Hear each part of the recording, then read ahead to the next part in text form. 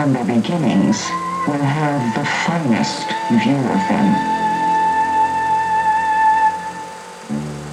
In the human species, there are 40 weeks from conception until term birth.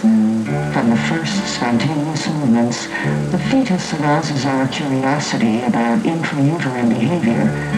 Though largely hidden from view, this period of development reveals a fetus capable of sucking, swallowing, and even responding to sound.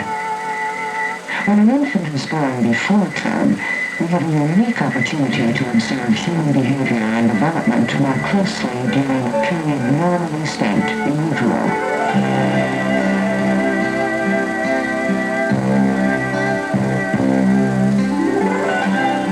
This film describes the development of the sensory, motor, and social behaviors of the premature infant.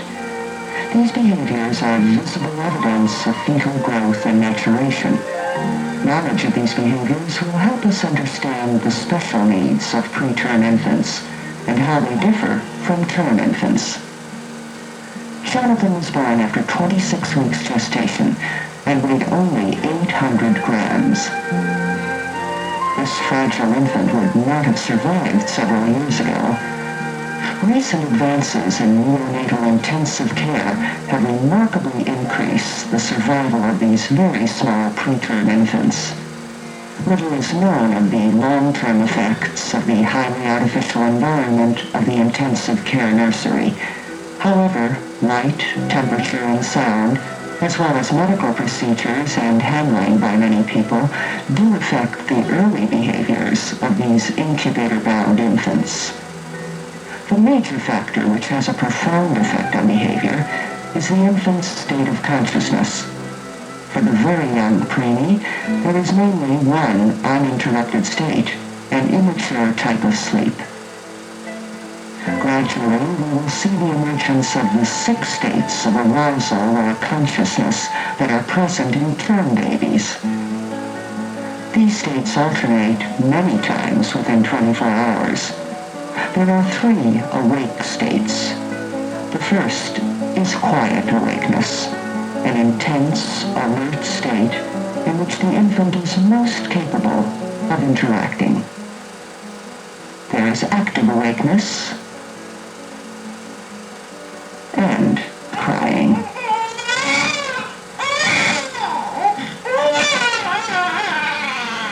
There are 2 sleep states, active sleep and more restful, quiet sleep.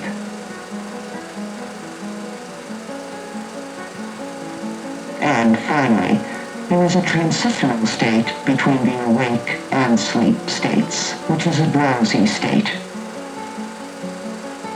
Jonathan developed respiratory and feeding difficulties related to immaturity and therefore did not follow the course of a normal, healthy preemie.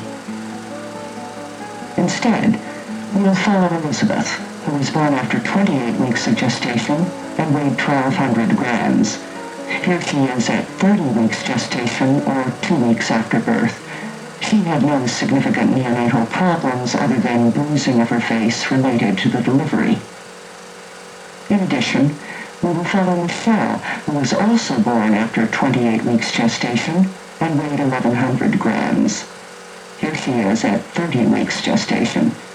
Initially, she had respiratory distress, but now, 2 weeks after delivery, she is able to be out of the incubator for short periods. Filming began once it was determined the infants were healthy and stable. Are you there? Changes in behavior and development were recorded at regular intervals, beginning at 30 weeks gestation and concluding with 7 months after birth. The limited sensory, motor, and social behaviors in the young preemie are random and disorganized at first. As the infant matures, physiologic and behavioral functions will become more organized and controlled. The emerging behaviors are dependent upon the states of consciousness and are qualitative indicators of neurological maturation. At 30 weeks, the infant is mainly in a restless, undifferentiated sleep state. In this early, immature type of sleep, The infant is seldom quiescent for any length of time. Her face is in continuous motion with chewing, tonguing, mouthing, and rapid eye movements or REMs. Breathing is irregular and mainly abdominal. She is easily roused to brief activity, but is never fully aroused. Her eyes may open or they may not, or one eye may be open and the other closed. The lids may flutter, the limbs twitch and tremor. One is never sure whether preemies are awake with eyes closed or asleep with eyes open.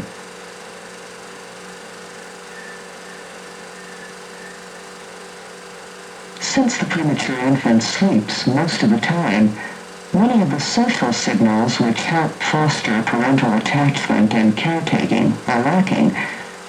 This is frustrating to parents who are trying to get a response. These facial expressions occur spontaneously and often in bursts. They don't appear to communicate specific needs or feelings. While the smile suggests emotional expression, it is not responsive nor does it involve the whole face. Yawns are also frequent at this age. There is extreme sensitivity to light. The first waking periods are seen as early as 30 weeks, but these occur for only very short intervals. It's only during these brief moments that a parent may receive a response or observe the infant's awareness of her surroundings. Behaviors among preemies of the same age vary. This may be due to individual differences or to the infant's state of arousal at the time of observation. The infant blinks and frowns, but rarely fixates on objects. There's also poor visual acuity and very little ability to accommodate or follow objects. Michelle attempts and sometimes seems to fixate on the block, but has very immature eye coordination. In contrast to Michelle, Elizabeth, at 30 weeks gestation, can fixate on a pattern. She's able to distinguish between two striped patterns and prefers the larger one. Her facial expression, however, is dull and lacks interest. The sense of hearing is already well developed by 30 weeks. When tested during the brief awake periods, Michelle startles and alerts to the sound.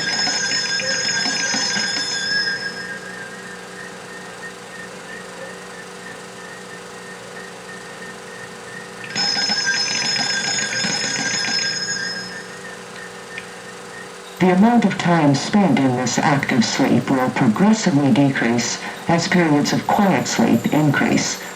By turn, equal time will be spent in these two sleep states. From 32 weeks onward, more time is spent awake. The eyes are wide open, shiny, and bright. This is the quiet, awake state. It occurs mainly when the infant wakes spontaneously before feeding. This mouthing activity may signal hunger. The hand-mouth coordination has probably occurred by chance, but it provides an opportunity for sucking. The state of quiet awakeness alternates with an immature, drowsy state at this age. This immature drowsiness will decrease with age, while periods of quiet awakeness increase. By 34 weeks gestation, the quiet sleep state is clearly recognizable. The absence of eye or facial movements is characteristic of this state. Respiration is slow and regular. There's very little body activity and only an occasional stirring. With maturation of higher brain centers and an increase in quiet sleep, there's less random activity than was seen earlier.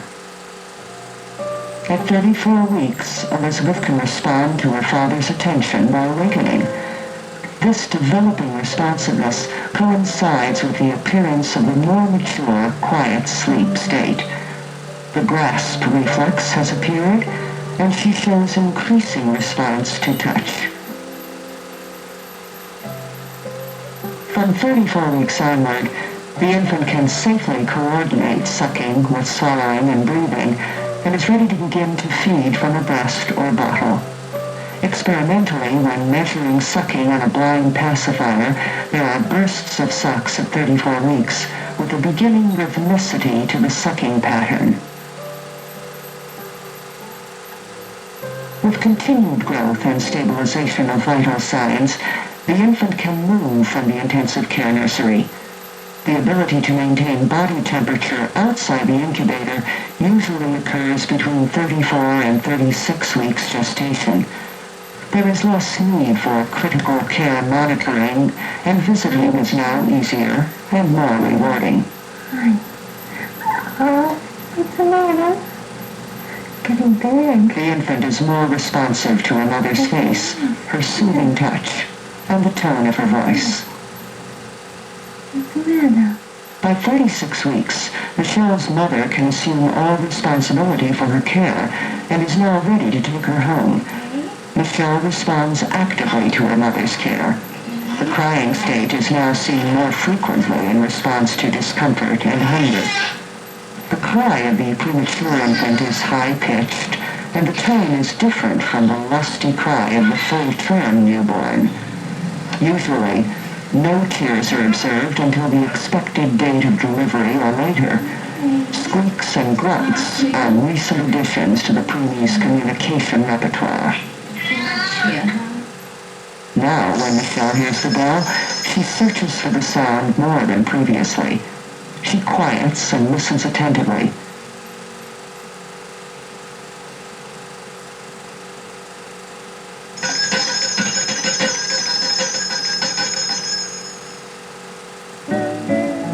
Eating by mouth gives Elizabeth's mother an opportunity to spend time with her and get to know her. The sucking reflex has matured considerably from the 34-week period. This can be shown experimentally by regular bursts of sucks separated by pauses. In contrast, when milk is given, there is a different sucking pattern with a long burst of sucking followed by a pause. The short pause is necessary for the infant to rest and breathe.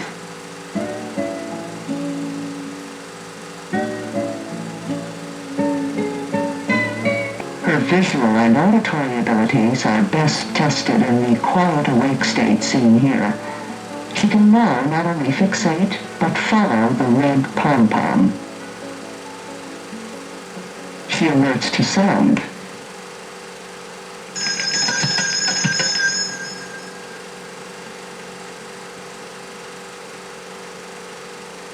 Despite preterm birth and an extrauterine environment, normal development continues. Here is Elizabeth, 3 months after birth, which is her expected date of delivery. The development of an infant who has reached the expected date of delivery after many weeks of extrauterine life is very similar to that of a term newborn. However, some subtle differences remain. The baby may look different. Respiration is less regular, and the cycling of the sleep and awake states is less well organized. During infancy, these differences will gradually disappear. Elizabeth has spent close to 3 months in constant light, and yet vision and pattern differentiation has developed. Her interest and attention is obvious. She opens her eyes wide and lifts her upper eyelids, but her awakeness and attention still wane after a short while.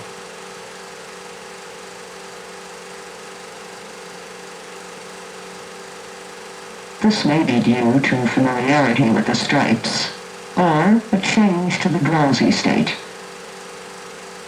Again, with reversal of the patterns, she looks toward the preferred pattern with open eyes and widened pupils, in marked contrast to her immature fixation at 30 weeks. Physical growth is one of the best indicators of the premature infant's health. Michelle was born appropriate for her gestational age. Since birth, her measurements have been plotted on Babson's standard growth curves. She failed to grow adequately during the initial 2-week period after birth, and it's taken her until her expected date of delivery, or 40 weeks, to approach her original intrauterine growth curve. Michelle's weight, length, and head circumference were between 2 standard deviations, When we compare her to infants growing in utero, Michelle's weight tripled to 3,000 grams, and her head circumference is 34.5 centimeters compared to 26 centimeters at birth. Elizabeth was also appropriately grown at birth. She too failed to grow during the initial weeks after birth. Her weight was just below 2 standard deviations at 40 weeks. She was close to achieving full catch-up growth by 6 months. Elizabeth displays the usual pattern of growth for premature infants who had normal intrauterine growth. When we last saw Jonathan, he was 26 weeks gestation. He had a very long hospital stay, but now, 6.5 months after birth, or 3 months after his expected date of delivery, he has reached his normal growth curve. In chronically ill or neurologically abnormal infants, and in those with maternal deprivation, catch-up growth may take longer or may never occur. Follow-up of premature infants shows that the majority now develop free of significant handicaps. But for the very low birth weight infant of 1,500 grams or less, there's a 10 to 20% risk of neurological or developmental problems appearing at a later age. These problems are most likely to occur in the smallest infants and in those with severe neonatal complications. This is Michelle 5 months after birth, or 2 months after her expected date of delivery. While prematurity may have displaced the timing of her birth, it did not affect the basic developmental sequence which begins at the moment of conception. At each stage of development, the premature infant acquires new abilities to interact with her surroundings. The behaviors seen in this film represent stages in the continuum of human brain maturation and are an impressive testament to the adaptability of the human species. Close attention to these behaviors during the critical preterm period may in the future help us meet the nutritional, psychological, and environmental needs of these high-risk infants.